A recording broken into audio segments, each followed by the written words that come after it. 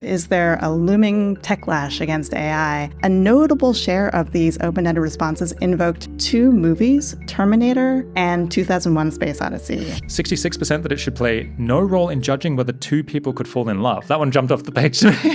Certainly for creative thinking and forming meaningful relationships, of those who took a side, far and away, people felt like AI is going to worsen these abilities. Every day I'm reading 17 headlines about AI. I feel a little saturated. Isn't this a bit much? Yeah. Some days I do feel a little bored of it. But no, for the general public, equal shares. 36% say it's described outright, and then 36% feel like it's actually being made a smaller deal than it should be. That's pretty notable. I really wanted to do this interview, in part because I think it's remarkable the degree to which we're just completely out of touch. 74% of experts say that AI will make people more productive compared to 17% of the general public. It's just like such a different picture that people have in their heads. It warms my heart when I see people like you say, oh my gosh, I'd never thought that the general public was over here and experts over there, because I feel like that's precisely the point.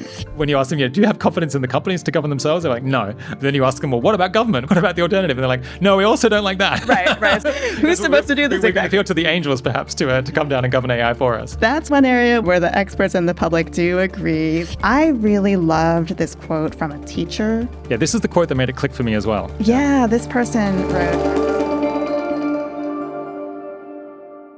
Today, I'm speaking with Eileen Yam, Director of Science and Society Research at the Pew Research Center here in Washington, D.C.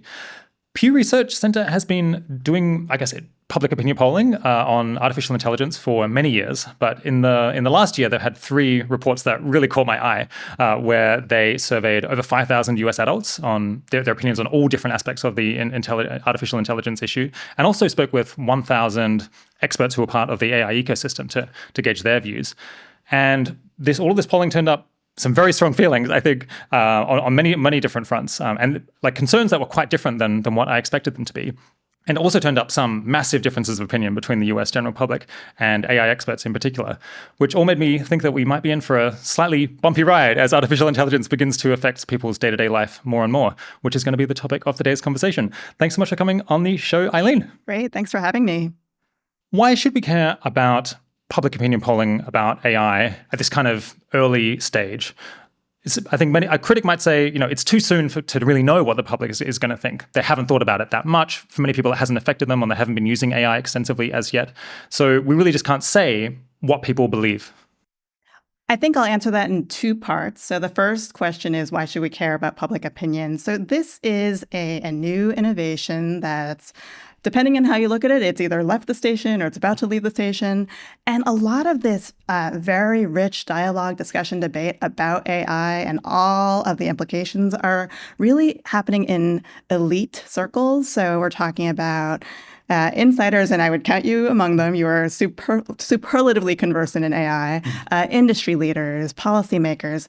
But what we really want to understand with public opinion research is just the general public, people who aren't spending hours and hours just mulling over every aspect of AI. I mean, don't forget, in this country, about half the population doesn't have a college degree, for example. So when you hear about AI on college campuses, for half the adult population in this country, that's not an experience they're having, right? So the why we care, public opinion, it's about their approval of this tech, their trust in this tech. That has a ripple effect for what policymakers are prioritizing when they're thinking regulation. How much is this actually bubbling up to the surface as a concern among my constituents, for example? And from the industry perspective, I think you'd want to know, how is the public receiving this product of mine, if nothing else, out of sustainability concerns about any kind of, backlash, techlash. So for all those reasons, this public opinion approach of just bringing the voice of regular people into a conversation that to date has still been pretty elite, that's the why. Why should we care? And then the second part of the why is to be able to track change over time. So if you look at innovations like, the internet, where in the 90s, 40% of American adults were using the internet, which seems unfathomable now, but now we can say, because we're tracking it, it's more upwards of the high 90s. So tracking change over time when something is new coming down the pike is another reason to track public opinion. As far as your second question about why should you trust polling on something that I think the word you used was not so salient, So AI, when we ask US adults how much they've heard, read about AI, 95% now says they've heard at least a little. So there is some notion of, yes, I've heard of this thing. And when you're designing survey research, to your point, it's not the kind of topic that is very front of mind and omnipresent for the general public. So you really have to design your survey questions really carefully. So, for example, we often give an option of not sure. So if we're asking about an opinion about AI, about implications in different areas of society, we'll offer that option up of not sure. And we do find that for some questions, upwards of high teens, low 20% will say not sure.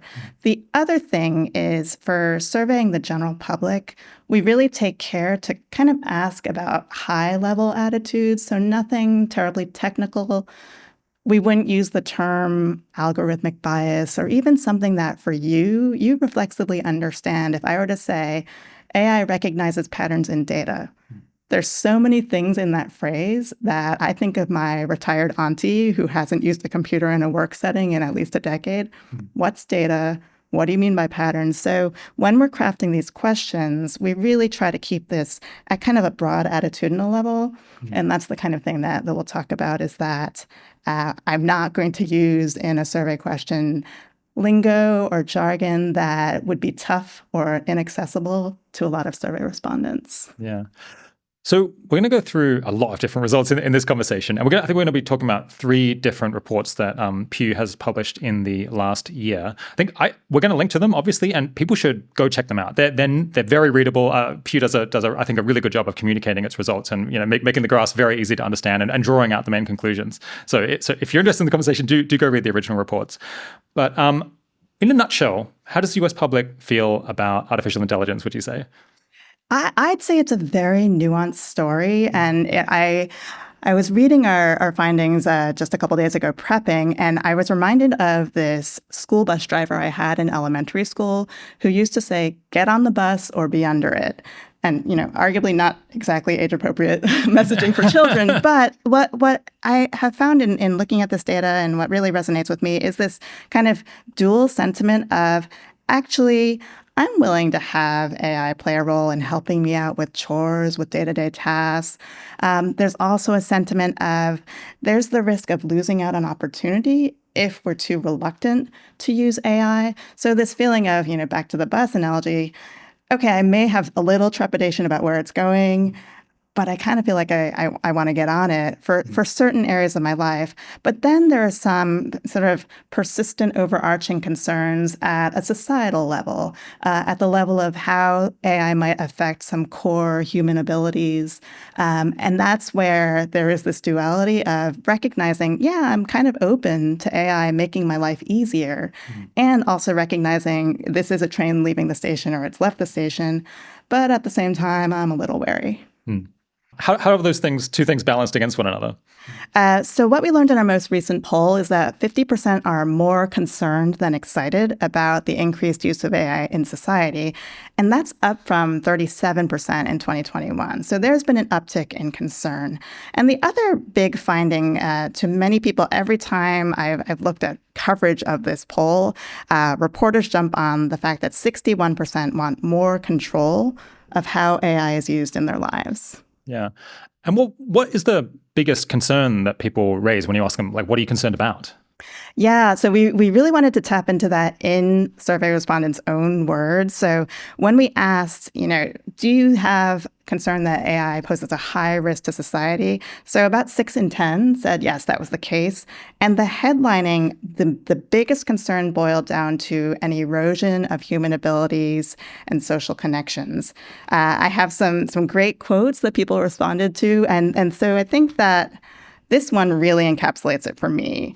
We are sacrificing creative freedom and challenging ourselves mentally for the sake of convenience. Will only decrease our ability to think critically and use actual sources with increased use of AI. So that's kind of at the existential level. But then another respondent took it even further and said, it's my belief that we have evolutionary needs, such as the need for a deep social connection, contribution to community, and purpose, that are not met because they are all too easily but inadequately replaced by technology, like physical distance, social media, jobs, etc. So 27% of the respondents who said that they saw high risks of AI, they really homed in on this erosion of human competencies, the connections. So that was one of the top ones. The other big one was about control. Like I mentioned in our survey, there were 50% who were more concerned than excited. And one of the examples that one of the respondents gave for wanting more control is that it's more at a societal level that they're talking about here. Society will be too slow to regulate and control AI. The technology will advance rapidly and outpace our ability to anticipate outcomes, both positive and negative. It will therefore be extremely difficult to implement and deploy risk management strategies, plans, policies, and legislation to mitigate the upheaval that AI has the real potential to unleash on every member of society. So that person who seemed pretty conversant was really coming at it at a control, at a policy level, a regulatory level. So those are the kinds of things that come to mind when people think about what are the risks here. So I really wanted to do this interview, in part because I think you're exactly right that all, like me and almost everyone who I talk to about AI, we're all insiders to one extent or another. And I think it's remarkable the degree to which we're just completely out of touch with how the general public in the US and probably the general public around the world feels about AI. I think it's not necessarily a sign that we're more ignorant or that anything bad is going on here. It's just when you are working in an area, when you're thinking about it all day, you can just end up with very different attitudes than someone who's thinking about it less or just has a very different kind of life to you. And I think that creates a bunch of potential for conflict that people may not anticipate coming. I mean, the big worries that people have about disempowerment or degradation of people's capabilities and degradations of interpersonal relationships. If someone asks me, like, what are you concerned about with AI? I kind of share those concerns, but that's not what I would put at the top. And I think it's not what almost anyone working, or like very many people in the AI industry would put at the top. Because for most people who are building these systems, they think of it as empowering people. And that is their vision. That's their hope. But the public feels very differently or perceives the impact that these technologies are going to have very differently. And if this does become a top-level political issue, because it's affecting people so much more, or there are important events, like things that really go down that involve AI, that force people to talk about this and grapple with it, I think the conversation could go in directions that people who, leaders of AI companies may not expect.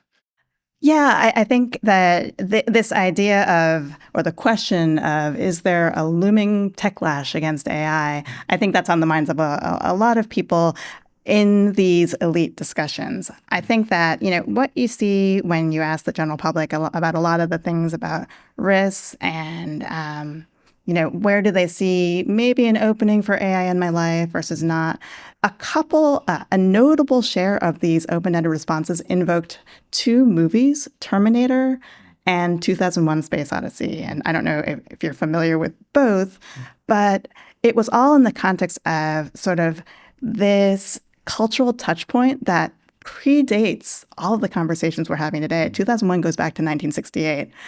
So there's this cultural priming of almost a kind of sinister supercomputer in 2001. Is it okay to have spoilers about absolutely. Movies that are 50 years old? Yeah. But bottom line, so I haven't even seen that movie, but I know the takeaways of there's a supercomputer gone wrong. Same with Terminator. I did see that. This AI cyborg assassin that, again, it's decades before all the conversations we're having today. So one thing that I did note is so many people, even if they may not be particularly informed about the ins and outs of AI and training data and bias, is they've been primed culturally in a way that for other tech innovations, I don't remember any feature film about a sinister smartphone or a social network. Right. And there's something about this supercomputer that I think is different about this tech. So to me, I think that's one big context to when you think about techlash, how much of it is actually culturally primed, dating back to before we even had these conversations today or chatbots today or concerns about deepfakes today. So that's one thing. The other thing about this particular tech is how people are engaging with it unbeknownst to themselves. So it's just sort of ambient in a way that you've got to opt into having a phone. You've got to opt into using a browser. You're knowingly using your phone in a way that for AI, not so much. So as far as whether are we heading for kind of a backlash to tech, I don't have a crystal ball. I can't say, but what you do see signals of here is just this sense of I want more control at a personal level, but then also I don't really feel confident that industry or government will exert sufficient control and sort of guardrails on this tech. So I think that no, I can't predict if this is going to translate into a techlash, or if it's just going to be a nothing burger that this just is a wave that we ride and it all turns out to be no big deal to anybody. But I do feel like there is this almost priming people have had, and I was really struck by how many people invoked Terminator in 2001. There's something about that control piece, or just getting out of the domain of sort of behaving in a way humans intended it to, that kind of bothers people. Yeah, I mean, I guess it's the thing that's unique about AI is that it has the potential to act more autonomously, to go out and pursue goals without necessarily having a human having oversight of it at all points. And so I guess it's like very natural that's the thing that maybe stands out to people as most unique and most like disconcerting about it. Yeah, certainly unlike other innovations of the digital era that you might think about, like the internet or social media, mobile tech. Here's a crazy number that was in one of these surveys. 6% of the general public say it's highly likely that AI will make humans happier, and 50% say that it's unlikely that AI will end up making human beings happier. We'll talk about some of the survey results from AI insiders, from people in the AI ecosystem, but they're like night and day. Like, experts do have a whole lot of worries about AI, but by and large, they expect it to improve the human experience, to make life better, to make me more productive at work. And there are big gaps on these between people involved in AI and the general public. Yeah, where it's most striking are in two areas. So 73% of experts see a positive impact on how people do their jobs. Those are experts versus 23% of adults in the general population. And the other area where there's a big disconnect between the expert opinion and the general public is 69% of experts see a positive impact on the economy versus 21% of the public. So we're talking about a really big gap there. And I think a lot of that, again, comes back to sort of people who are head down, thinking about all the permutations and the pros and the cons and the potential negative consequences and all of the benefits. Regardless of sort of the underlying why is it that experts are so much more bullish? The fact that they are so much more bullish is a really interesting finding right there. Just what is different about the experts and what they're seeing compared to people who, maybe they think about it, maybe they know when they're interacting with it, maybe they know what training data even means, maybe not. But that's pretty huge. Yeah. So there's different angles we can take on this question of like the nature of people's anxieties. I think there's questions about risk, there's questions about jobs, there's questions about like people's just quality of life in general. What fraction of people say that they think AI is risky or very risky, or think that it's more likely to harm than benefit them? Yeah, so we asked this question of both the general population of U.S. adults as well as AI experts. And among U.S. adults, 43% say harm them compared to 24% who say benefit them. And then for AI experts, it's the converse. 76% say it'll benefit them and 15% say harm them. And, here I think that there are a couple ways to think about this. So one is that for the general population, fully a third said they're not sure. So again, back to the question about asking the general public about something that may not be that salient. I think of, in this context, the not sure is kind of like an undecided voter. They, as time goes on, as maybe everything evolves, different news cycles, that might change. So that 33% is actually pretty substantial. So for the AI experts, again, they are steeped in this stuff. And I think it's also worth noting they are studying this, working in this industry. So they're employed in this industry in a sense. So that it's, if they thought it might harm people, maybe they wouldn't go into it. Maybe they wouldn't still be there. But I think the takeaway for me that I really picked up on with this question in particular is just that third of the general population that just says they're not sure about personally, is it going to benefit or harm me? And I think that's something that, again, is very important to keep in mind, that it's not front of mind. So really, if on a dime in a survey you're asked, okay, is it going to benefit or harm you? I haven't really given a whole lot of thought. That's where you get a third saying they're not sure. Yeah. So after the question about whether you think AI is risky or very risky, you gave people the opportunity to just put in free text responses and explain why they either think it's risky or why they think it's not risky. And then you tried to categorize those free text responses. And I think the free text stuff is really useful because it allows people kind of in their own words, in their own language, to like highlight things without you leading them necessarily. And among the 57% who rated the risks as high or very high, 27% cited erosion of human abilities and connections. That was the biggest cluster. Then there was 18% who were worried about inaccurate information. Then 17% were concerned about loss of control of AI.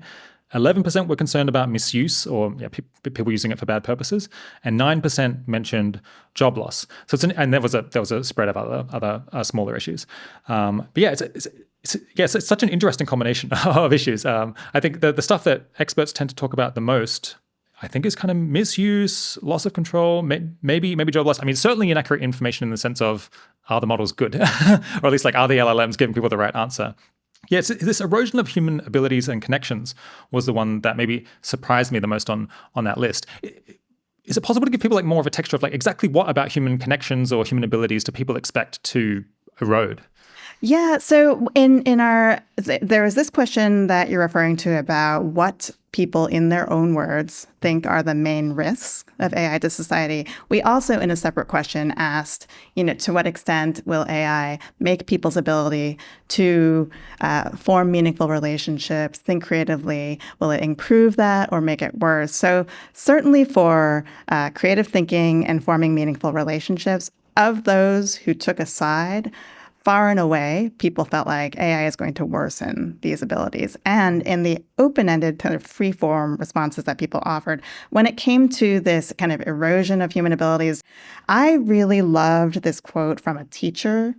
It is, it gives a lot of food for thought about how we think about how children are growing up today, developmental stages, how they think. So this is the quote that made it click for me as well. This person wrote, as a school teacher, I understand how important it is for children to develop and grow their own curiosity, problem-solving skills, critical thinking skills, and creativity, to name just a few human traits that I believe AI is slowly taking over from us. Since children are digital natives, the adults who understand a world without AI need to still pass the torch to children for developing these human qualities with our human brains, instead of relying on the difficulty to be passed on to AI so that humans don't have to feel the struggle of what real learning is. And I, as a parent, almost feel a little chastened there, just, oh my gosh, what kind of example am I setting? But no, isn't that, it's almost beautiful in the poignancy of how this person just really homes in on, this is the different world that the kids are growing up in today.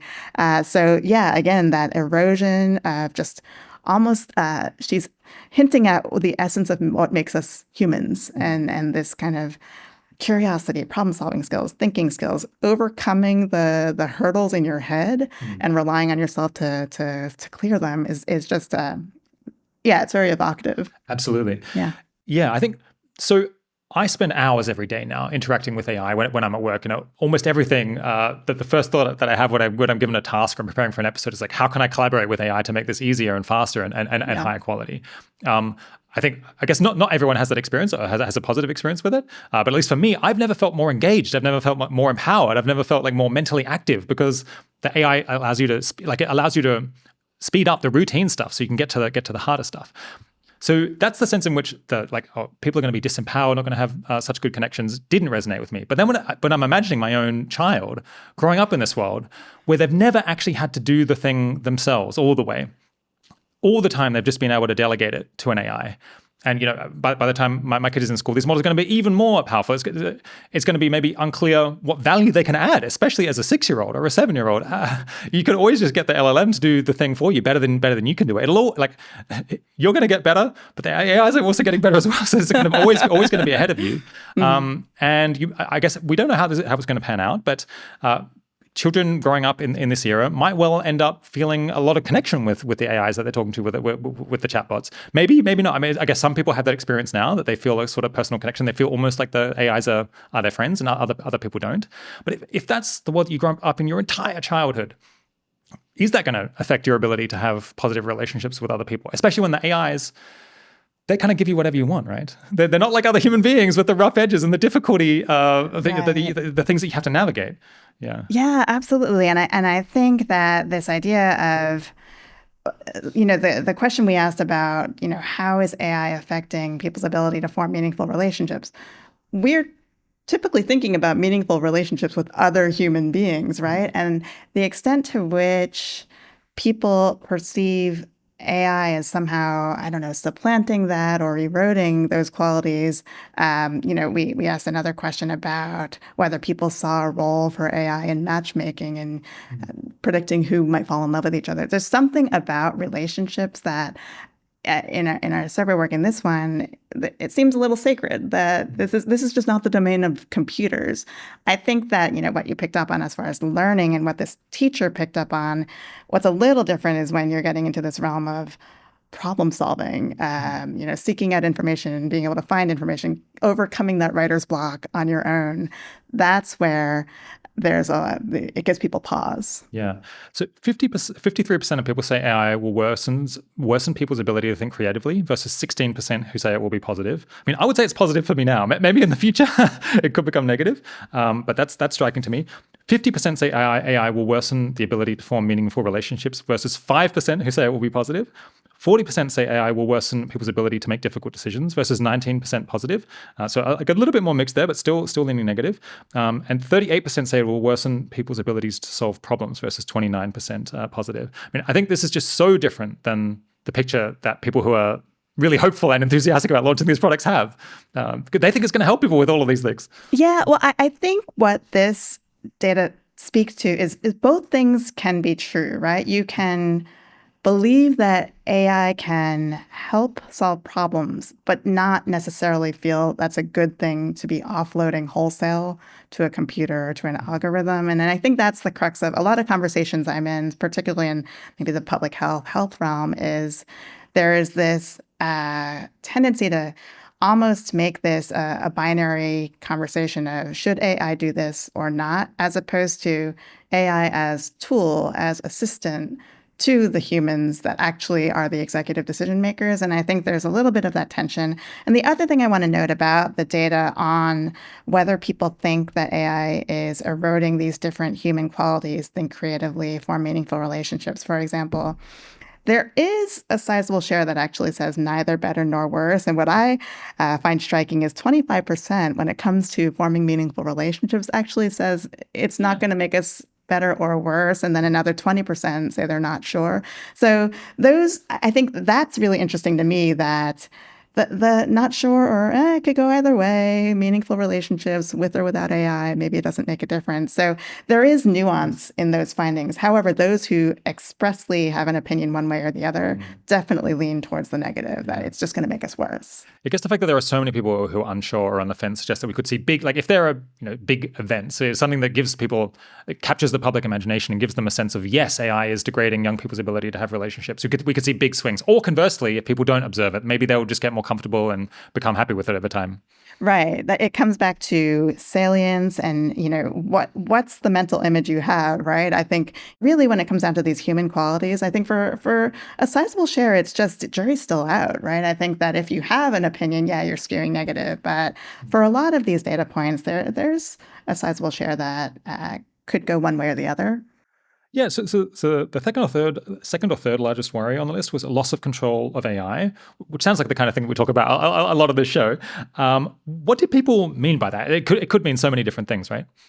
Yeah, so there was one quote that was tagged as a Terminator scenario by one of my colleagues, and this person wrote in response to that question about what they see as the main risk to society is scientists don't even understand the full spectrum of AI as it's already surpassed human intellect. That is scary and dangerous. So there is a little bit of a catastrophist in there of just, this is the machines coming for us that, in a way that's control at the end of the day. If this is a machine whose intelligence just exceeds yours and can just run amok, that's actually pretty terrifying for some people. So there's that. But I think the other thing when it comes to control, there was one question we asked that was really interesting. And it was basically, how important do you think it is for you personally to be able to detect when content is created by humans versus AI?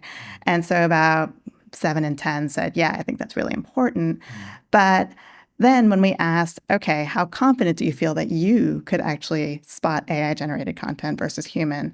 About half said, yeah, not at all confident. So that's another part of control too, is whether that discomfort boils down to, I don't like feeling duped, or just this is something I need to be able to do in this world where AI could be permeating a lot of areas that I'd be engaging with. So I think that's part of control too, that is just a little disconcerting in this world where there's a lot of exposure to AI that you may not even know, among them being content created by AI that you're not aware of. I kind of want to feel confident that I can spot what's made by a human and what's made by a computer. But a lot of people don't feel that.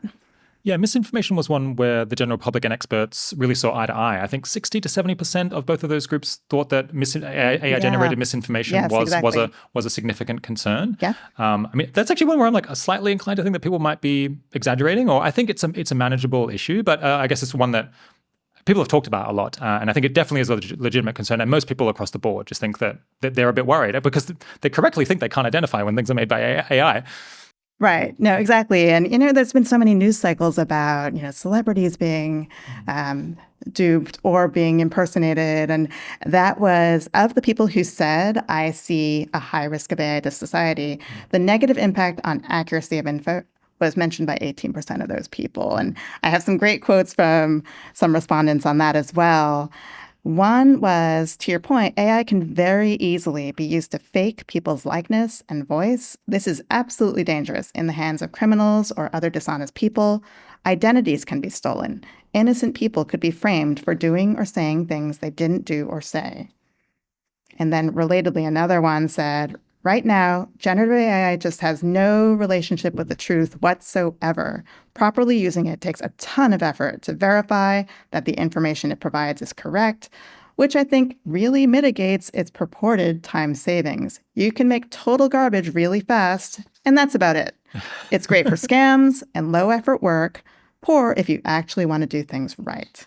Ooh. Fighting words. But what do you really think? Yeah. Yeah. So, but I do think that I'm trying to remember the latest deepfake that was in headlines at the time of this survey. I believe it might have been Secretary of State Marco Rubio, voice impersonation. And yeah, I think that there is some sense of AI being used for nefarious purposes, and that just makes people deeply uncomfortable. And that's it's also dovetailing with not feeling a sense of control. So I think it's kind of two sides of the same coin, this inaccurate information and lack of control. They kind of dovetail against each other. So you also asked for a bunch of specific applications of AI. Did people think that AI should play like no role at all, some role or a huge role? And the things that people were most objected to AI being involved with was advising people about faith in God. 73% said that it should play no role there. 66% that it should play no role in judging whether two people could fall in love. That one jumped off the page to me. There was 60% said it should play no role in making decisions about how to govern the country. I was a bit unsure whether to interpret that they're concerned about AI even assisting, government bureaucrats or politicians, or whether what they want is that the AI not make the final decision, which I think is like a lot more understandable. 47% said no role in selecting who should serve on a jury. I guess it's a sensitive issue.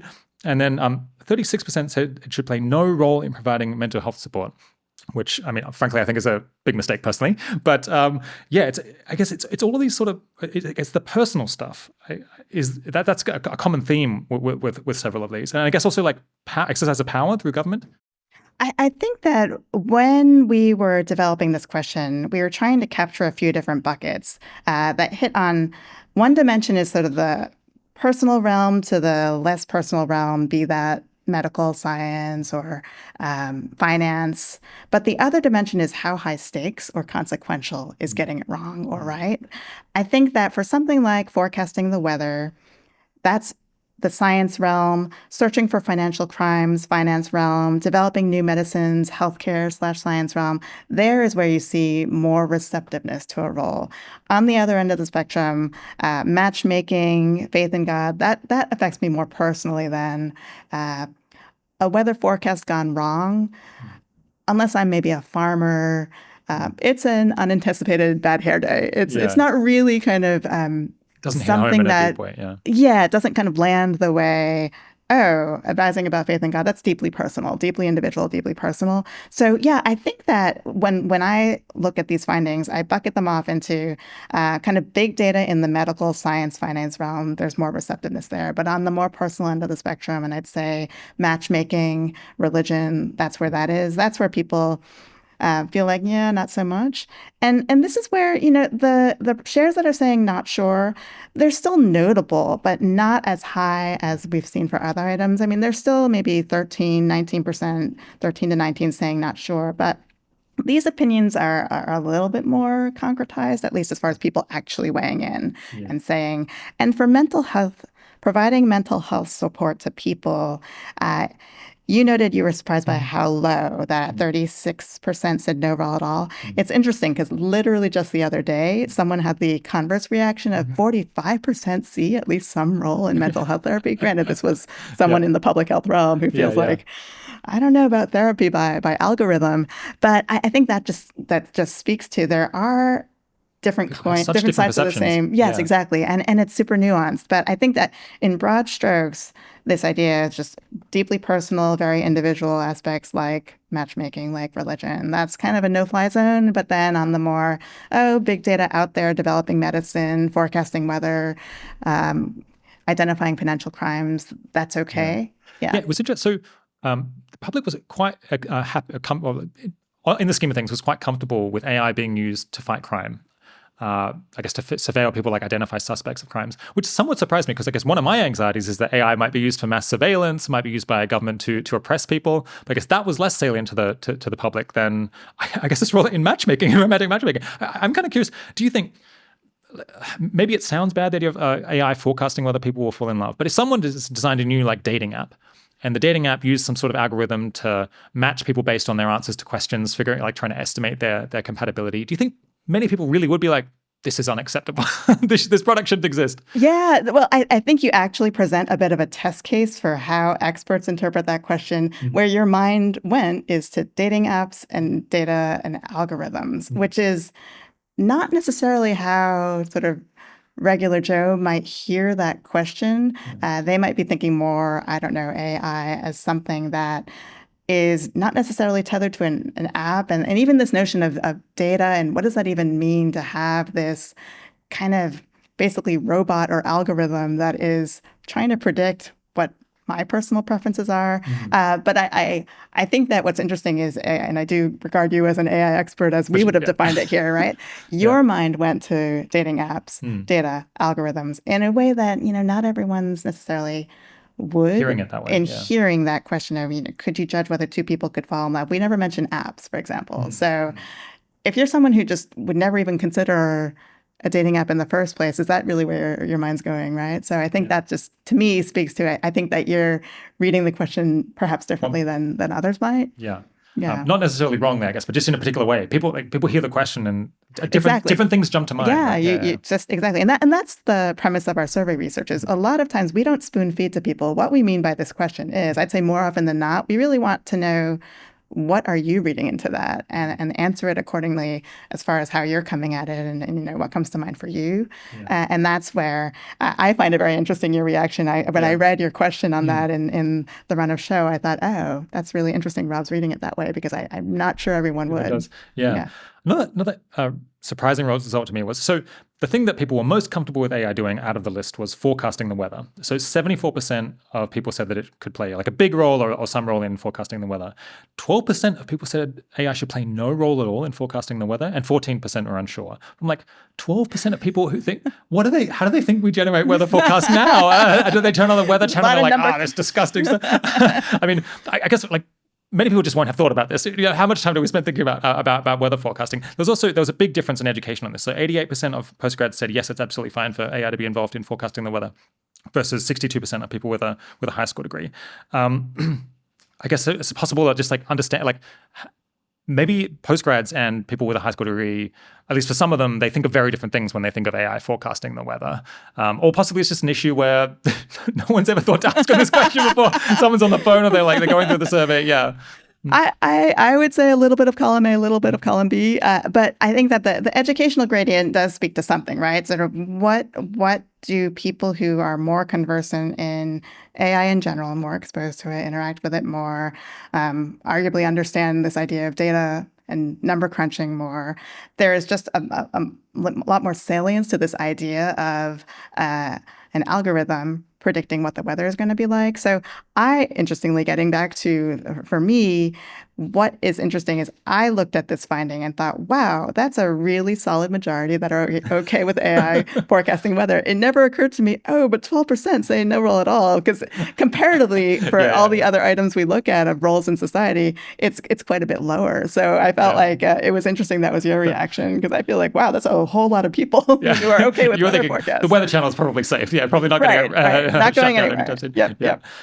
How do people feel about AI in the workplace and how it might affect their jobs?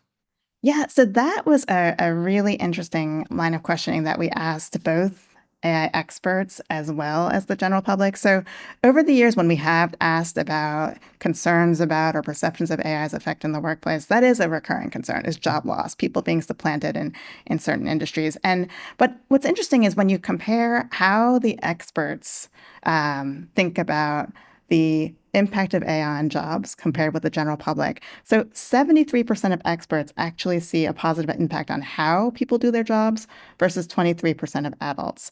And then I noted this other set of data on how the public and the experts, they're kind of aligned as far as which specific professions they see as being vulnerable to job loss. And they mentioned things, both of them, like cashiers and engineers. And I think that that's something that, yes, there are overriding concerns. In our past work, we found that people were more likely to feel like people in other professions would be affected by AI taking away jobs as opposed to their own jobs. So it is definitely one of the headlining concerns that we find in the general public is about job loss. Yeah.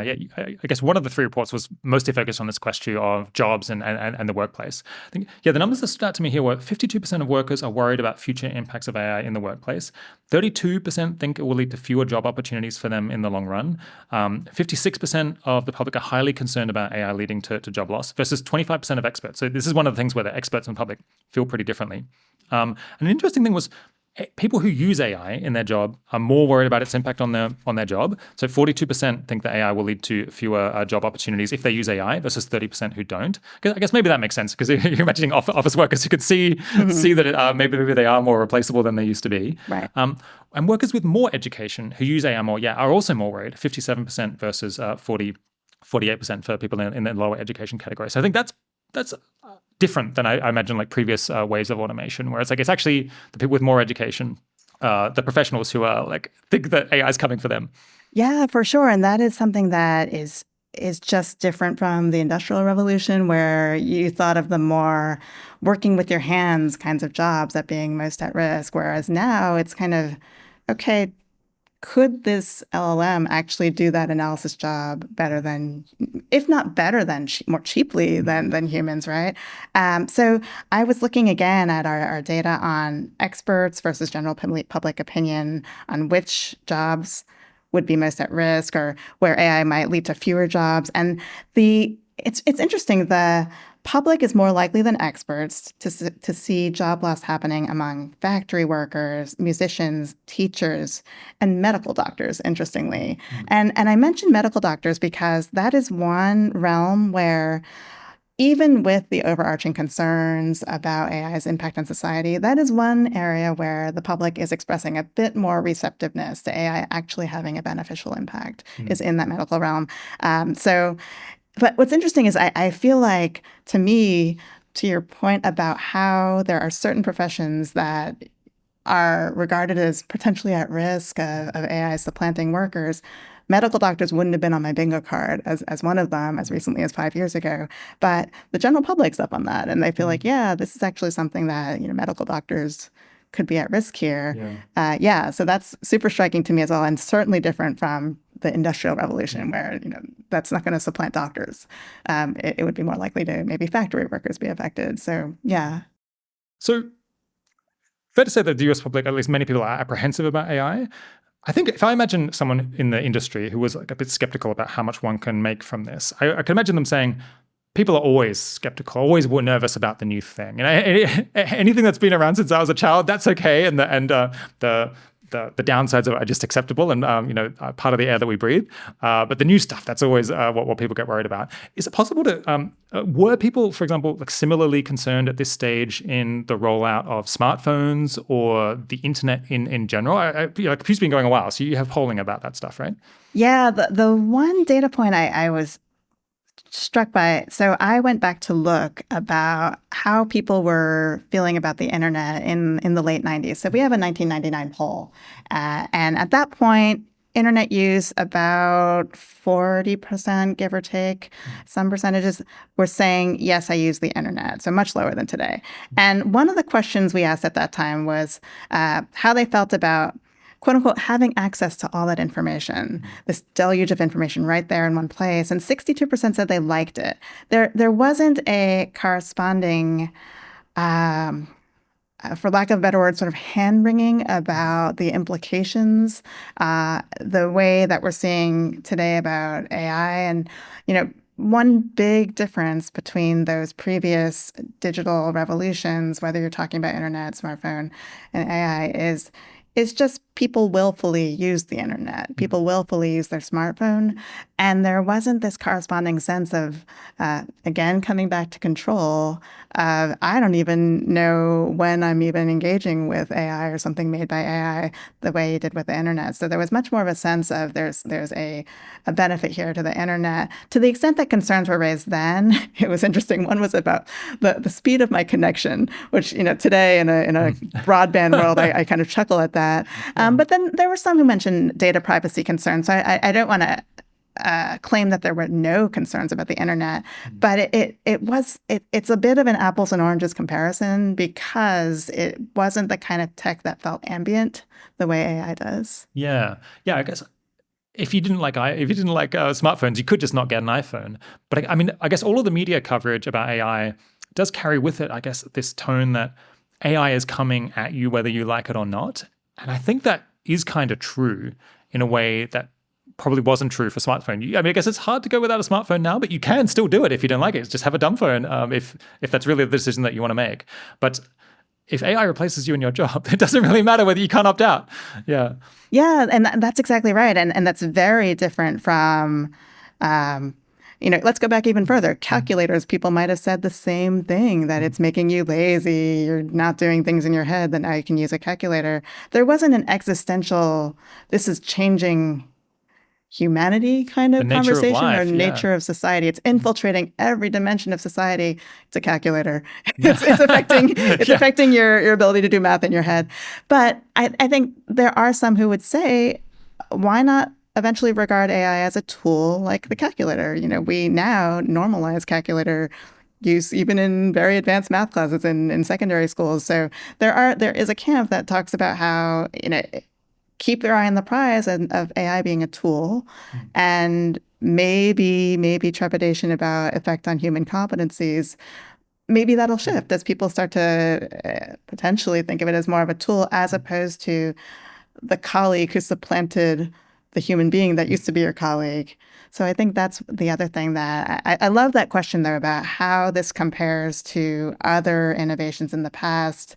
And sometimes when I have heard that analogy to a calculator, that's not really on my radar. I usually think smartphones, internet. But yeah, probably there were people, maybe my grandparents, who felt like, why are you offloading these tasks to a calculator? I grew up using an abacus.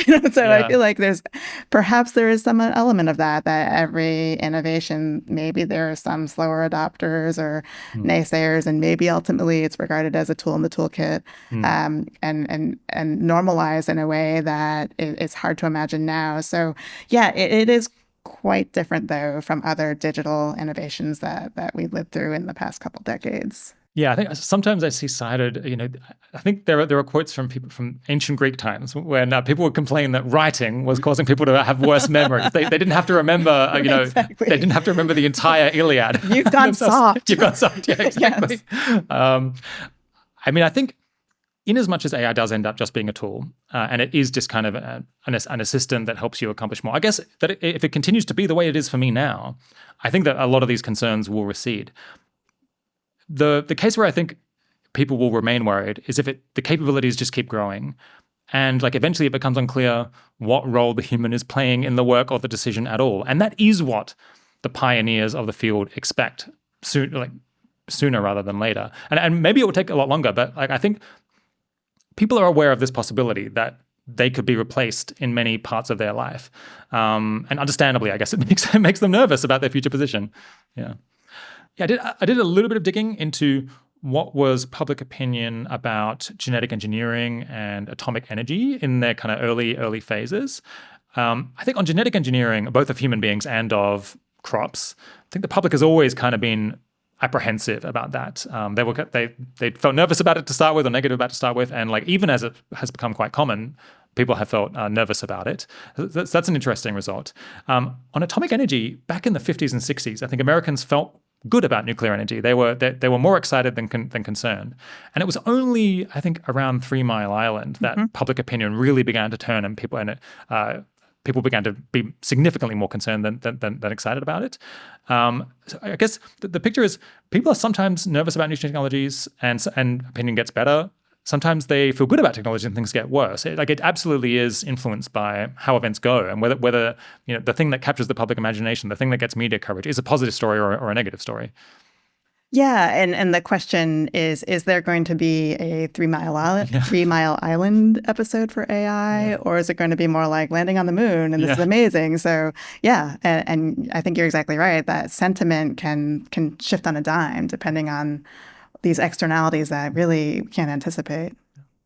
So there's been this debate, I guess, among more AI insiders between, is AI being hyped up too much? Is its impact likely to be exaggerated? Or is the public maybe a bit asleep or not appreciating just how big the changes are that might be coming down the pipeline? And so you asked about this, and the result was actually the opposite of what I would have expected. So 36% of people thought that the impact of AI was being understated in coverage versus 21% who said it was being exaggerated or overstated. I think I would have thought, there's so much discussion about AI being overhyped in the media that I would have thought the public would think, no, this is people in the industry, they'd love to talk up their own work. I think that it's a massive deal, but it might not be such a big deal. But no, it's the other way around. Yeah. Yeah, and I think that there was a parallel question we asked about, and I think this maybe lends a little texture to that finding about how it's kind of split. So 21% said AI is being made a bigger deal of than it really is. 36% said it's being described about right. And then another 36% said it's being made a smaller deal than it really is. So to your overhyped point, the smallest share actually said, yeah, it's being overhyped, made a bigger deal. But the other thing we asked about is whether people thought it was important that people learn what AI is. And again, defined broadly. So that means different things to different people. But do you need to be at least aware some modicum of literacy about AI? Is it important? And nearly 3/4 said, yeah, that's actually really important. So there is this sense of it is where the world is going. It's important that I become at least conversant or literate in what this is. And when you see, 21%, the smallest share, saying it's being overhyped, I think that somewhat speaks to that of just there is an acknowledgement that, yeah, there is something real to this. This is not something that is just a fly-by-night going to go away. So I think that is something that I was asking that question particularly because I feel like going in, I might have thought, yeah, I feel like every day I'm reading 17 headlines about AI. Yeah. I feel a little Isn't this a bit saturated. much? Yeah. Yeah, So just some days I do feel a little bored of it. every angle on AI. But no, for the general public, I think the fact that 36% equal shares, 36% say it's described outright, and then 36% feel like it's actually being made a smaller deal than it should be, that's pretty notable. So there's a lot of people who are unsure, a lot of people are on the fence. I guess among people who have formed an opinion, they lean, I guess, more pessimistic than optimistic about AI, about 2-to-1, 3-to-1, depending on exactly how you phrase the question. Is it like, I imagine most people now have used ChatGPT at least once, maybe they use it occasionally, if not that frequently. Is it unusual to have this level of negativity about a technology that now quite a substantial fraction of the public has had some direct personal use of? I think that I might phrase the question a bit differently in that. So there are two different prongs to this question of how much the public is using AI. There's how much they perceive themselves to be using it, and how much empirically they actually are using it. And we know from our previous research that there's a lot of interaction with AI that is completely unbeknownst to the user. It's ambient. They're not affirmatively saying, I am going to chatgpt.com to use this. So I think that's important to keep in mind. In 2022, when we asked Americans about whether they're aware of AI being used in each of 6 different pretty commonplace applications, if you're on top of this stuff, like fitness trackers and spam detection, only about 3 in 10 could name all of them out of those 6. So so that awareness is not always in step with their actual use and actual interaction with AI. For ChatGPT in particular, our latest data show that 34% of U.S. adults have used ChatGPT. That is double the share of 2023, but 34% is still not even a majority, right? So that means that... This question, can that really be right? Because it's like, to have used AI, I understand people use AI a lot less than me. I'm out of touch. But is it really the case that fraction of people have used ChatGPT or some other similar chatbot like once? The question is phrased, I don't have it at my fingertips, but 34% affirmatively said, I have used it, right? So that does mean that the rest... Yeah, well, that's what they're saying anyway. Yeah. I mean, maybe they've forgotten sometime that they tried it 3 years ago, but... Well, you have to opt in and actually seek it out. So it's not really something you'd forget. It's not like... Have you come across AI using a GPS where you may not actually be saying, I am selecting AI as an option? ChatGPT is something that you have to opt in to actually use and seek it out. So 34% have said they've used it. So I did want to kind of temper the overarching framing of how it's something that so many people are using because it's not so much that it's widely known that they're always using it the way AI experts who would say, 80% of AI experts said the general public is interacting with AI every day or almost all the time.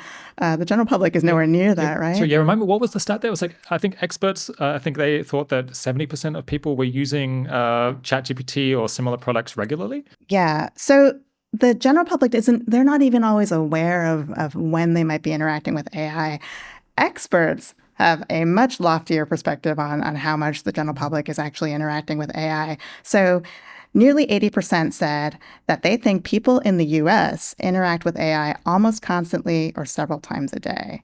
And that's compared to 27% of U.S. adults who would say the same. So there's this really divergent perspective on just how much people are exposed to these technologies. And I think that, to your point about, is this something that's so widely used, yet people are so skeptical of? I don't know how much people are answering these questions with this understanding that it is, quote unquote, so widely used.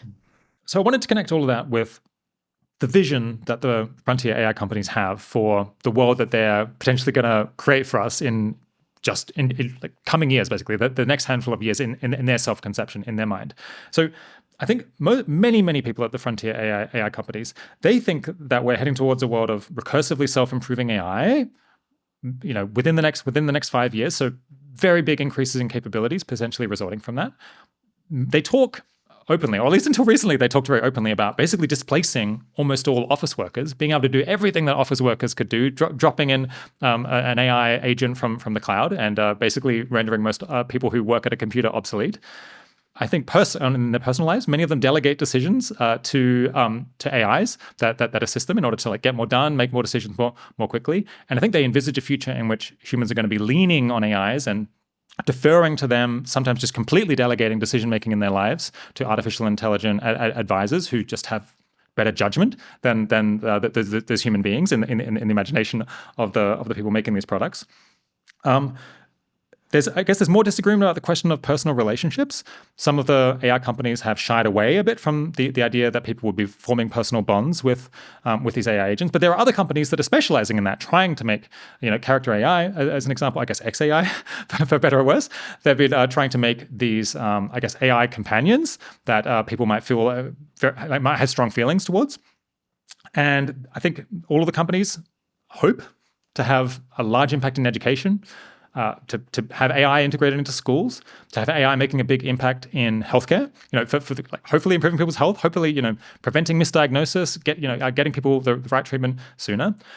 But if this vision begins to play out, all of those things, it is going to push so many buttons for the public. They're scared about loss of capabilities. They're scared about deferring to AI. They want to be the one that makes the final decision. We're going to talk maybe a bit more later about people's view about whether AI would help in education, but we're talking about the effect that it might have on children if they're growing up with AI ambiently. People are worried about that, understandably, I think. So nervous about AI in education. They're nervous about. They're like maybe mixed feelings about AI in healthcare, but they're worried about losing their jobs. Absolutely. Office workers and educated people in particular. So we don't have a crystal ball. We can't exactly predict the future. But if this vision begins to take place, it feels like there's a lot of fertile ground here for people to get quite upset and to have a lot of anxiety about the direction that things are going. And maybe they'll get more comfortable. Sometimes things start happening, they see that it's going okay, they get more comfortable. But I think it's also possible that people will see these things happening and they'll feel like they're losing control. They'll feel like the world is going in a direction that they don't love. And they might well want to stop it. So yes, we don't have a crystal ball. We don't know how the public will react. We also don't know, what are the news cycles going to bring? What is going to feel like this is on my doorstep now? There is a lot of room for sentiments to evolve. So I didn't necessarily walk away from this research feeling like it's all doom and gloom, the way that perhaps to someone who's really an insider and really thinking hard and maybe on the evangelist end of the spectrum, I feel like, oh my gosh, there's such a disconnect.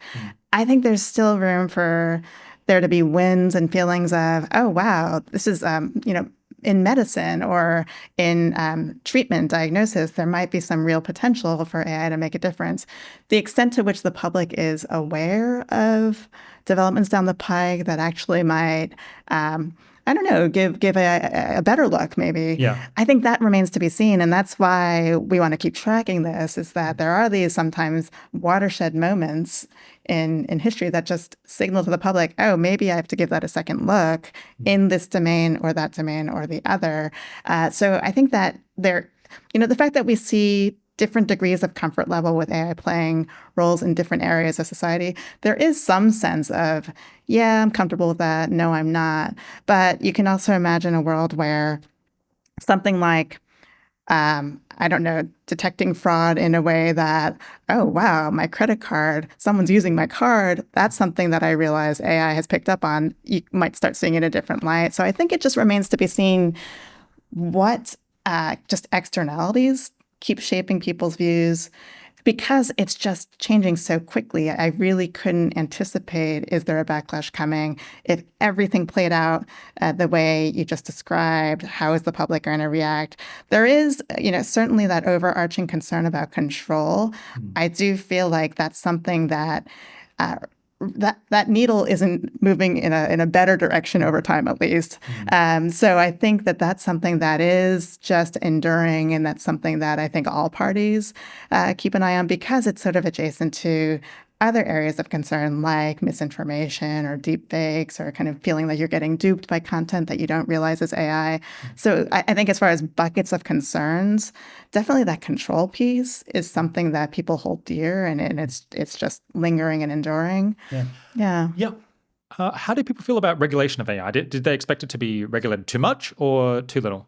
Yeah, that's one area where the experts and the public do agree that they don't have much confidence in either government or industry to effectively regulate AI, put the guardrails in place that they need to. So I think that there's this sentiment that, yeah, regulation needs to be there, but it's not government or industry that I have a whole lot of confidence in stepping up to that. Yeah. It was an interesting picture. So I think 58% of the public said that they were more concerned government won't go far enough in regulating AI versus 21% who were concerned about it going too far. Too far. But it's also true that, experts and the public, when you ask them, do you have confidence in the companies to govern themselves? They're like, no. I think by like 60 or 70% or something said no. And then you ask them, well, what about government? What about the alternative? And they're like, no, we also don't like that. Right. So who's supposed to do this? We're going to appeal to the angels, perhaps, to come down and govern AI for us. Yeah, no, exactly. And I think that there was one quote among one of the experts in our sample that was basically about how something to the effect of, listen to these congressional hearings. These legislators don't know anything about this technology. How on earth could we expect the government to regulate effectively? So I think that is something that is shared, and that is one of the areas where both the insiders and the general public do converge, that, governance, regulation, I'm not really seeing industry or government stepping up to do that effectively. Let's talk a little bit about the methodology of the survey and how reliable we should expect it to be, or surveys, I should say. So there was 3 different waves of the surveys of the U.S. general public, and it was 5,000 adults in each case, right? About that, that's right. So it's a big sample. This is a big effort, right? I imagine this is quite expensive to do. Yeah, it is.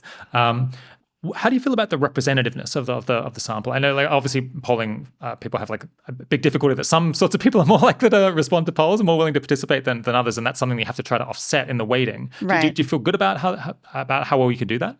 Yeah. So just to back up, for the surveys that you're referring to of the general U.S. adult population, those are about 5,000 adults. And the way they are selected is that we take a random sample of U.S. addresses, so residential addresses.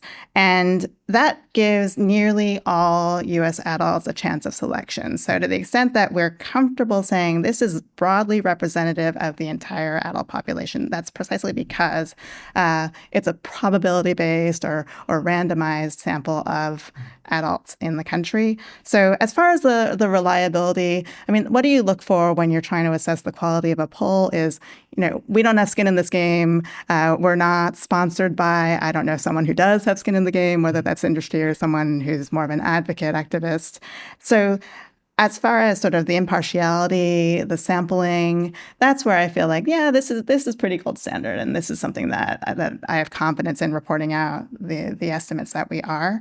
And I think with this topic in particular, we have to strike this balance between being accessible enough for the general public to understand something as potentially highly technical as AI, but also being specific enough that we're actually getting something that's a story and that is something that you can at least tell some narrative about how people are feeling. So one thing I'll note, because I've been asked this a few times, if it's so technical and so tough to potentially understand, how are you even defining it? So our stock definition that we use is, before launching into questions about AI, we'll say, artificial intelligence is designed to learn tasks that humans typically do, for instance, recognizing speech or pictures. So it's a very high-level, succinct definition. Doesn't get into specifics about, generative AI versus predictive AI. You don't want to, I don't know if you've ever taken a survey and seen this 7-line definition before you even get to the survey questions. That can be pretty cognitively onerous. So we want to be succinct, specific enough that we think we're tapping into the concept that we want to. So as far as how we approach the question, that's how we define it. And the other thing is just making sure, again, I want to make sure it's accessible in the sense that it gives people an out to say, I don't know or not sure for an item. If you don't provide that option, where do those people who just, I've never even heard of this thing, how do I even have an opinion? So you give them the not sure option and you just phrase these questions in a way that's broadly accessible. Yeah. There's a reason I wanted to do this interview with you. I mean, there's been a bunch of other polling by other newer organizations in many cases. But I think very often they have some sort of agenda. People are funding it because they are into, like, it might be that the result is completely reasonable, but it's a little bit hard to be sure because they are interested in getting one answer than another. Whereas I think Pew has no particular agenda here, and you have enormous depth of experience, spending decades doing this kind of research and figuring out, how do we avoid the pitfalls that you might have with doing this sort of difficult survey work. Yeah, and I think so. I'm trained as a health scientist. I really try to approach these questions with an impartiality about, sometimes we do polling on things that are incredibly polarizing, whether it's climate change or COVID vaccines, and really approaching these questions, trying to be humble about what you really don't understand. And, it warms my heart when I see people like you say, oh my gosh, I'd never thought that the general public was over here and experts over there, because I feel like that's precisely the point, is without an agenda, really impartial, largely self-funded. Our parent organization, Pew Charitable Trust, is our primary funder funding this work. I felt like that's why I approach this work with a good amount of confidence about how make a good faith effort to tell the story of what's going on at the national level among U.S. adults. And how did you do the survey of 1,000 AI experts? How would you get 1,000 AI experts on the phone or willing to fill out? Like, they're busy people often. Yeah, that's a great question. So AI experts, there's no such thing as a master list of people called AI experts, what survey researchers would call a sampling frame, where you can randomly sample from this master list. No. So what we had to do is decide, how are we going to identify people that we consider an AI expert? In other words, someone who really has expertise in either a technical skill like machine learning or AI ethics and policy. Maybe that's something more in the social science ethical realm. Someone with business interest in AI. So what we did was we collated from about 20 different AI-focused conferences, authors and presenters. And those are usually on the websites of the conferences. You can basically scrape them. This was a big manual endeavor, which is kind of ironic for something on AI, where you feel like, is there someday going to be an easier way to do this? Yeah. But yeah, and we invited 1,000 of them. They had to be U.S. based to participate in an online survey. So there are about 21 conferences. And in this case, unlike in a probability-based general population survey, you can't claim they are representative of the whole panorama or universe of AI experts. But we got 1,000 people, and that I am unaware of a precedent for tapping into the opinions of 1,000 people who pretty much are specialists in AI in some way and have very informed opinions on these questions.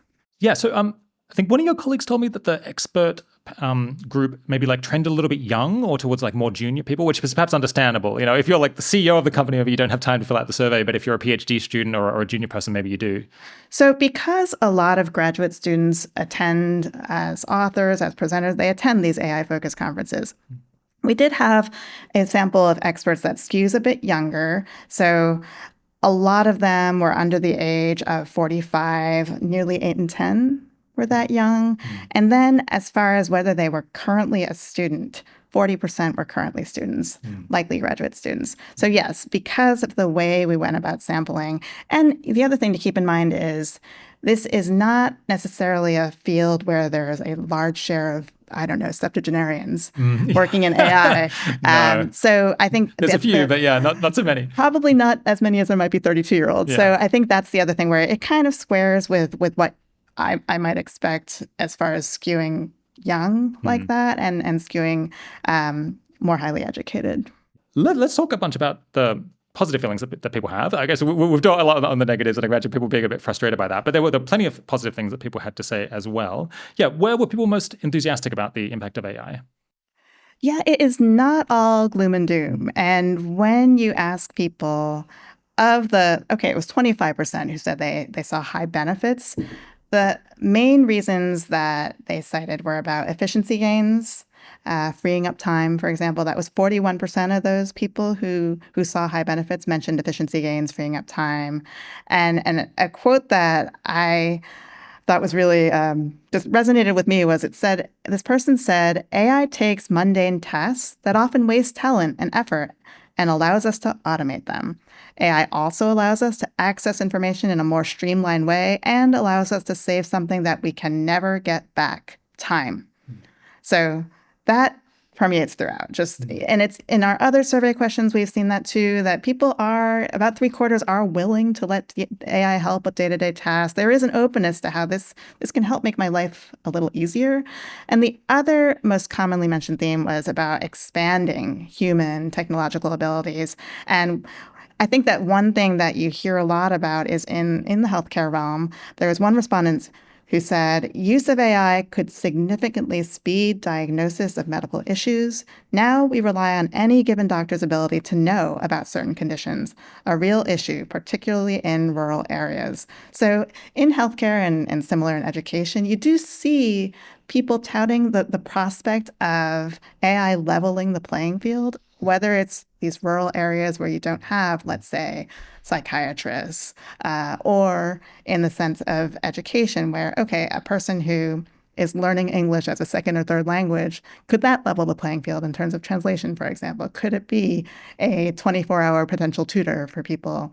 So this idea of there is potential in certain kind of human technological realms as far as abilities and advancements where, that might be where AI can shine and actually really contribute and have a positive impact on society. Yeah, so people got quite poetic about it, actually. Like, one of the quotes that stood out to me was, AI has the potential to make society more efficient than ever. AI sort of transcends time and space in that it can be used to study the past, inform the present, and shape the future. It can be used by individuals, by corporations, by governments. I think they're right. They are not doomers, those people. No, not a doomer there. They see some silver linings. Yeah, so I think 74% of people said they'd be willing to let AI assist at least a little with day-to-day tasks and activities.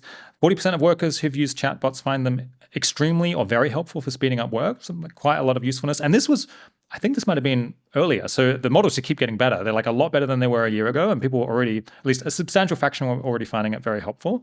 And yet 29% of people said that they found it helpful for improving work quality. It was interesting. There was a bit of a split on people found it useful, more people found it useful for doing more and going faster than for improving quality, which I guess is a different dimension. It's possible that as they get more reliable, more insightful, perhaps that will change and the quality side will come along as well. Right, exactly. And I think an overarching question also remains of that's fine and well to acknowledge AI might do this better and better and better and maybe on par with humans. Are you okay with that is the other question. It's the ethical and values question of you can be very good at doing something, but actually maybe you don't want an algorithm doing those things. Yeah. And so the areas that people were happy, 70% of people were happy for AI to be used for searching for financial crimes. 70% also happy for it to be used for searching for fraud in government benefits. 61% happy for it to be used in identifying suspects in a crime. I get there's like sci-fi stories, I think, that cover this sort of thing. It reminds you of Minority Report a little bit, but people don't have that fear that AI might miscategorize suspects of a crime. Yeah, and I think it's identifying suspects in a crime. I think where your head goes probably as an insider again is algorithmic bias and understanding of training data. I think that it's a little bit of a Rorschach test in terms of sort of how are you reading that question? Because I think my head doesn't necessarily go to the algorithmic bias. I think that in the grand scheme, you can imagine other kinds of data that maybe don't have to do with, I don't know, physical characteristics that might feed into, let's home in on where this suspect might be or where they may have left a digital trail, however that may be. So I didn't necessarily zoom in on the facial recognition point that I think you're homing in on. Yeah, well, it's an interesting one because I think that's one of the few applications that has in some places just been banned outright. Because it is something that more insiders are worried about. I think in some places in the EU, you can't use like facial recognition for policing purposes. I think people have been trying to ban it in particular cities and so on, but it's not a super salient concern among the general public. Yeah. Yeah, you mean in the context of law enforcement? It's Yeah, been banned. exactly. Yeah. Yeah, exactly. And I think that is a bit of an insider conversation in general. Um, the risk of bias in photo Identifying recognition. people. Yeah. Yeah, so I think that is something that isn't necessarily maybe coming through in this particular question item of just concern about law enforcement, facial recognition technology being biased, which is where a lot of that arguably somewhat elite conversation is. It's a bit of an insider conversation. Let's talk about the difference in the gap between the opinions of experts and the opinions of the general public. What were some of the biggest and most consequential differences of opinion that they had? So overall, experts are much more optimistic about AI's impact on many aspects of society. So when it comes to jobs, 73% of experts see a positive impact on how people do their jobs, compared to 23% of the general public. 69% of experts see a positive impact on the economy versus 21% of the general public. And then for productivity, 74% of experts say that AI will make people more productive compared to 17% of the general public. So there's a big divergence across those three dimensions of jobs, economy, productivity. And in all three cases, the experts are much more bullish. Yeah, there's eye-watering gaps. I think, the Yes, last one, very large gaps. 73% of experts think it's extremely or very likely that AI will make humans more productive versus just 17% of the general public. Yeah, I guess I'm inclined to agree with the experts on this one, but yeah, it's just like such a different picture that people have in their heads. I'm not sure what to make of it. Yeah. I think part of this is experts have perceived that there is much more prevalent use of AI in the general public overall in a way that the general public isn't necessarily perceiving their own interaction with AI as being quite so frequent as experts do. So to the extent that if you are an expert and you believe, most people are pretty much all the time or several times a day interacting with AI, they have a lot more data points to inform their opinion about how it's affecting their lives. And it sounds like, that big disconnect in thinking it's making people more productive. There might be some element of just reflecting on AI in their own lives. It's making my life a whole lot more productive as someone who's steeped in this world, and it's what I'm drinking and eating and sleeping all the time. Yeah. One that jumped out to me was 51% of experts think that they'll one day trust AI with important decisions versus 13% of the public. Presumably more than 13% of the public is comfortable with AI being involved in some way in advising decisions. But experts are so much more comfortable with the idea of full delegation, I think, to AI versus the public. Whereas that feeling comfortable with that is like actually quite a niche feeling among the broader world. Yeah. Yeah, that's right. And this question of full delegation versus assisting or serving as a tool, that's the crux of the conversation in a lot of circles. And I think even among the general public, people who might use an LLM to maybe clean up this sentence I'm struggling writing, it's not so much that they entirely are offloading a writing task, but there's some element of just assist me or be a tool for me. Yeah. Here's another big gap. 76% of experts think AI will benefit them personally versus 24% of the general public. Yeah, I get maybe it makes sense because people who work in the AI industry expect maybe to personally profit in their career, or like this is their industry, this is their sector. But it's just like just a big gap in like people's comfort level about like how this is going to affect them over coming years. That people who are in the industry who are already benefiting really from the explosion of this technology, they're going to be literally receiving personal benefit all the time in the form of like sometimes incredibly high salaries. And I think that could really drive them being like very out of touch, I suppose. Like if you compare their experience with the experience of some future office worker who perceives correctly or incorrectly that they've lost their job to AI, like imagine how different their sentiments are going to be when they're kind of speaking to the member of Congress or like otherwise, or like considering whether to vote. I think it does create the potential for like quite an elite versus non-elite gap, or like populist versus non-populist like gap here. Yeah, that's right. And I think that is an undercurrent to a lot of these conversations is just about equity, disparities in access, disparities in AI literacy.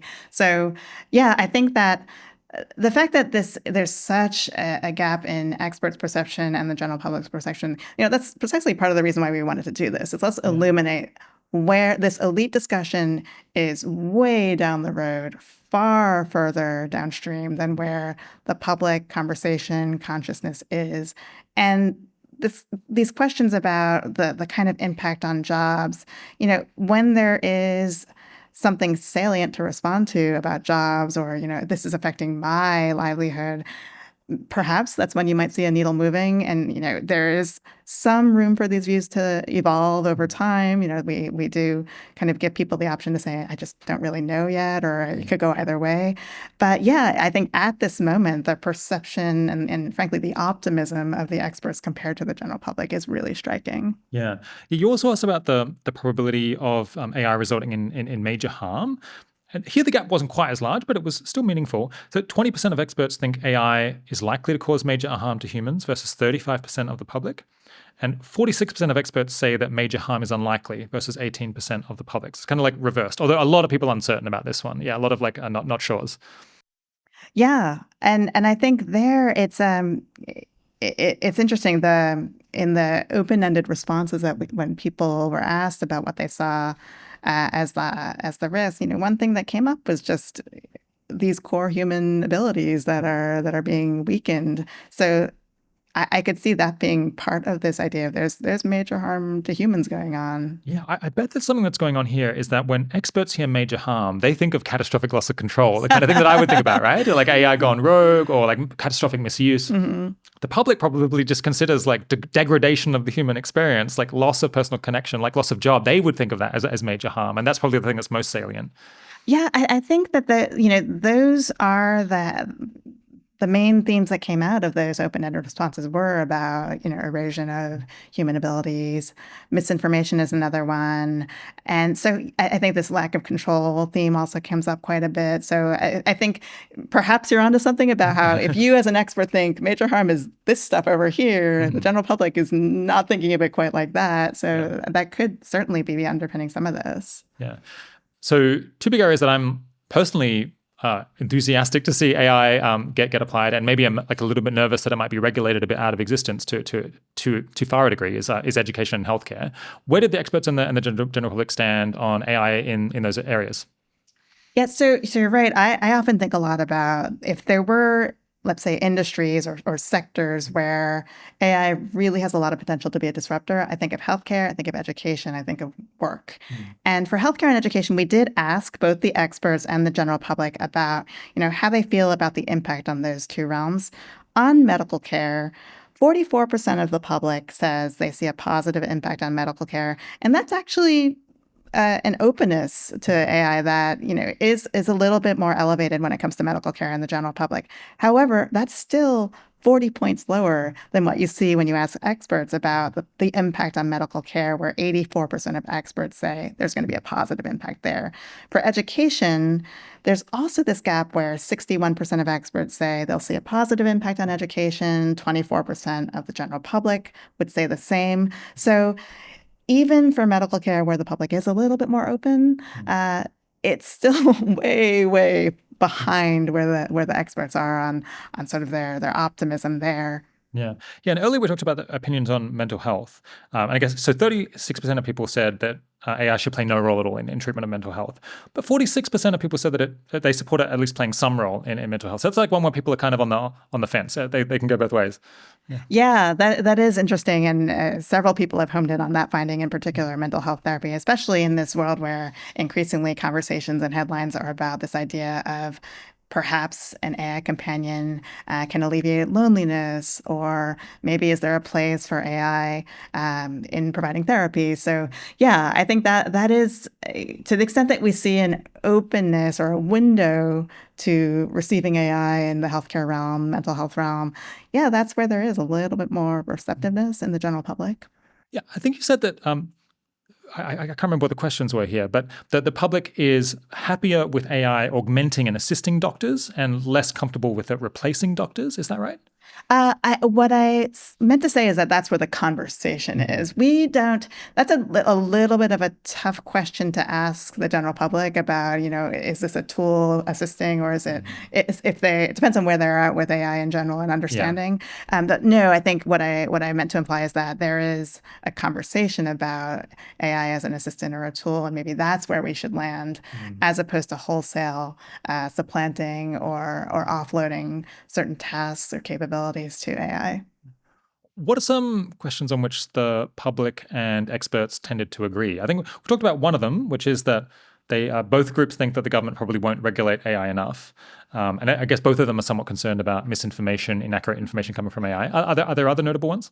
So, in terms of which arenas or societal realms, politics and journalism, that's where they both share the view that AI doesn't really have a place here to make a positive impact. So, I think that there's the concerns about not having enough regulation by either government or industry, and this sense of wanting more control over how AI is used in their lives. And then the last is about this wariness about AI in politics and journalism. That's where they somewhat aligned. Yeah. So let's talk about differences of opinion on AI broken down by different sort of demographic groups. How differently did men and women feel about AI? Yeah, across all of our studies on AI, we see a similar gender gap where overall women are more wary than men. And I'll give you two examples. So among the general public, 31% of men compared to 18% of women expect to personally benefit from AI.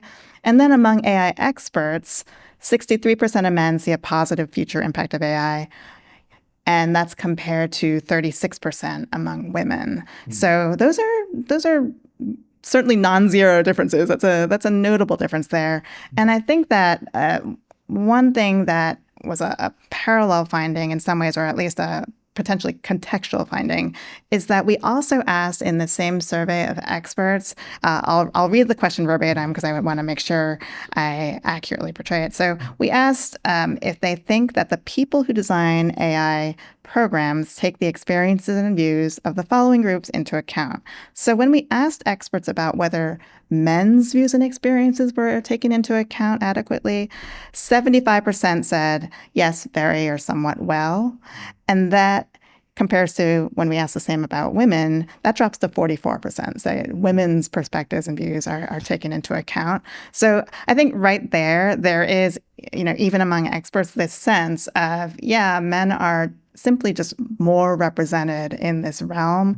And to the extent that that dovetails with, sentiments in the general public about representation, gender representation in STEM, men are overrepresented in a lot of the disciplines of AI and STEM writ large. So in some ways, what you see among the experts when it comes to these gender divides, it's essentially reflecting what we also see in the general public writ large. Yeah, so it reminded me, I think I've seen breakdowns of gender differences of opinion by gender on a bunch of different kind of current policy questions. And I think maybe the area where there's the biggest current gender gap is on nuclear power, of all things, that men, for some reason, are just much more enthusiastic about scaling up atomic energy than women are. I don't know, there's something about, I guess there's like a sci-fi aspect of nuclear power and a sci-fi aspect of AI that I wonder, for whatever reason, men just feel more comfortable or for some reason more excited about these slightly edgy new things. I don't know. I feel like there's something about men and science and just overrepresentation, or rather underrepresentation of people who are not men, that's also feeding into this conversation about just the optics, the perception of people who are just in numbers more steeped in this world. They're more receptive or more enthusiastic or at least less concerned than people who are less engaged in this world. And it bears noting that this gender gap is actually more pronounced among the expert community than it is among the general public. So this gender gap where women are less enthusiastic, we see that gap is even bigger among the experts compared to the general public. Yeah, it's moderate among the general public and then really quite large among experts, basically. Yes, exactly. How about difference of opinion by age? I think young people are more likely to have used AI, people in the 20 to 29 group is significantly more likely to have and be regularly using AI than people who are over 65. But does that make them more or less positive about it? Yeah, so the conventional wisdom might suggest that the grandma and grandpa are the Luddites. They're the ones who are going to be just resistant and not going to get it. So when it comes to perceptions of how AI might be affecting human qualities, yes, younger adults are more likely to have heard about AI, interact with it, but they're more concerned about this erosion of human skills. So 61% of adults under 30 say that AI is going to worsen creative thinking. And that compares to 42% among those 65 plus. So that's nearly a 20-point gap between the youngest and the oldest as far as effect on creative thinking. And the younger ones are more gloomy about it. And then similarly with AI's effect on forming meaningful relationships, 58% of the adults under 30 say it's going to worsen that skill compared to 40% among people 65 plus. So again, yes, the younger people are more exposed, hearing about it more, interacting more, but they're also more concerned about just the effect on human skills. Yeah, there's a sense in which that makes sense, that perhaps if you just have never used AI, you wouldn't think about how might it affect your relationships, or how might it affect your creativity, or how might it affect your decision-making capability. It's less obvious to you. But I think it is it's a slight. If I was running an AI company, I would be a little bit nervous about this, because the groups that are using it the most are developing more concerns. It's not as if they were concerned before they tried it. Now they tried it. Now they feel good. Mm-hmm. Exposure potentially is relating to is creating greater anxiety. It is also true, though, I think. Younger people, I guess, having been exposed more, they were more likely to have positive views as well. So I think they were less likely to be unsure or on the fence. I think 14% of young adults were more excited than concerned. It's a pretty surprisingly low number in a way, but it was only 4% of people over 65 were more excited than concerned. And I think probably part of what's going on there is that people over 65 are just less likely to be decided. They're more likely to be like neither excited nor concerned. That's exactly right. Yeah. There are larger shares of older people who will say, I'm not sure. Yeah. So many things are super polarized along political lines in the United States these days. Is AI one of them? AI for now seems to be a bit above the fray. So both Republicans and Republican leaners and Democrat leaners, they're both skeptical of government or industry handling AI and regulating AI effectively. And the one partisan difference is on just the degree of confidence. So 70% of Republicans have not much or no confidence in the government to regulate AI effectively. And that drops to 54% who say they have no confidence in or little confidence in the government's ability to regulate it effectively. Yeah, but otherwise, I guess Republican, Democrat, there weren't like big differences in use. There weren't big differences of opinion across like many other issues. I mean, I think to me that's a hopeful sign. People haven't yet got fixed opinions. They're not being super ideological about it. It's kind of just about your like individual impressions and your individual tastes and your personal experiences. It's just that, there's maybe quite a lot of pragmatism. At least for right now, I think it's important to note that this AI is in the grand scheme new to the policy realm and policy debate. So yes, right now, for now, that's where we're at. There's some degree of kind of shared sentiment about the need for regulation, but skeptical of both government and corporations doing that effectively. But yeah, it's not super polarized. It hasn't really become a political football that you might see in other areas now. Were there any other interesting differences of opinion, differences of feeling across demographic groups? I guess it's like racial groups, education level. Yeah, for education level, one thing that I noted was that I think that the fact that the education gap in concern about AI, it actually doesn't hit you over the head. Compared to those with a high school degree or less, postgraduates, 43% said, I'm more concerned than excited. And that compares to 54% of those with a high school degree or less. So not terribly huge. Yes, there's a difference, but again, doesn't hit you over the head. Yeah. And what were the significant racial differences? The one notable difference we see across racial and ethnic groups is that Asian Americans, who in our sample are exclusively English speaking, both among experts and in the general public, they overall are more receptive, more enthusiastic, more open to AI, having a positive impact in society and in their lives compared to the other racial and ethnic groups. The other racial and ethnic groups, there really wasn't a clear difference or storyline that we saw. Well, we've reached the end of the questions that I had. Were there any striking or interesting or fascinating or confusing results that stood out in the survey that you'd like to mention before we finish up? Yeah, I had my favorite question series that I asked in this survey that was basically presenting to US adults in the general population 7 different scenarios where they learned after the fact that a certain task or content was created by AI rather than a human. So to give you an example, we had asked if you heard a song that you liked and then afterwards learned it had been created by AI, how would it change your opinion? So we gave the option of saying I'd have a more negative opinion, a more positive opinion, or it wouldn't change. So for a song that you liked, when they learned it was created by AI, 60%, almost 60%, 58% said it wouldn't change my opinion.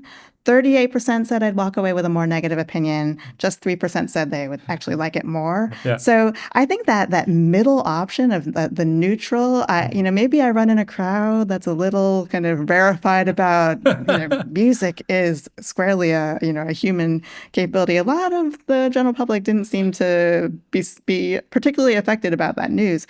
And where they were most negative was in a scenario where a candidate speech that you liked, they learned after the fact that actually AI was involved in writing it. So 71% said that would actually change my view for the negative. And then 3% said positive, 25% said would neither wouldn't change my view either way.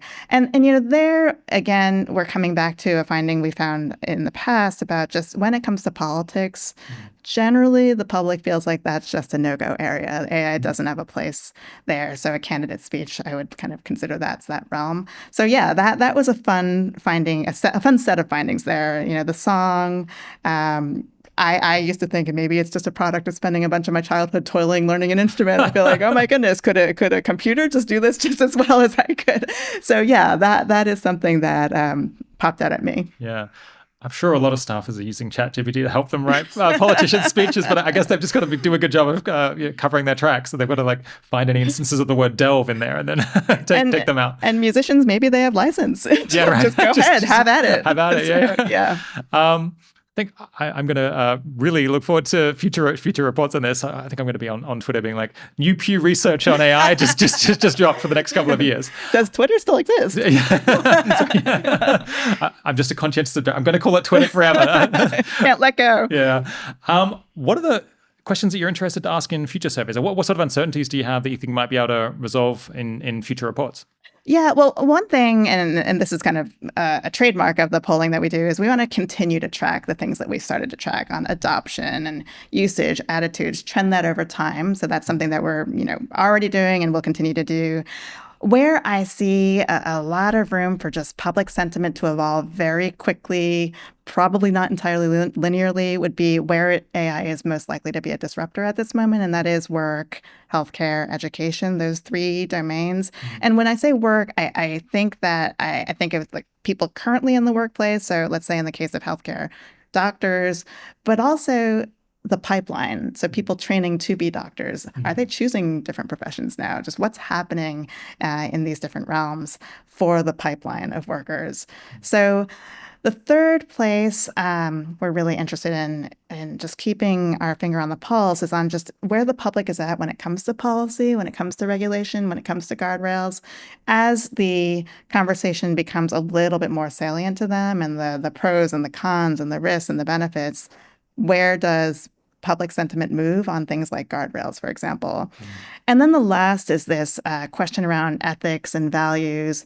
It comes down to a question for me of, even as AI gets better at doing things and maybe even better than humans at doing things, does the public actually think it's okay for AI to partially or completely supplant humans in that area? And that's something that we started to, kind of delve into a little bit in this latest study of just, are there certain areas of society where right now the public says absolutely not, or yeah, actually I'm okay with that, and how does that move over time?